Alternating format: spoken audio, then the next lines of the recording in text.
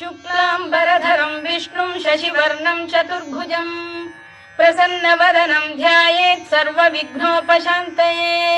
व्यासं वसिष्ठनप्तारं शक्तेः पौत्रमकल्मषम् पराशरात्मजं वन्दे शुकतातं तपोनिधिम्।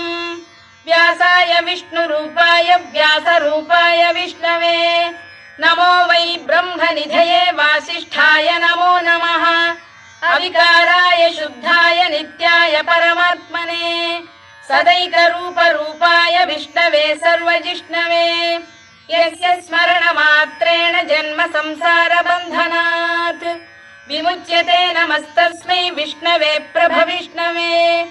ॐ नमो विष्णवे प्रभविष्णवे। श्रीवैशम्पायन उवाच श्रुत्वा धर्मानशेषेण पावनानि च सर्वशः युधिष्ठिरः शान्तनवं पुनरे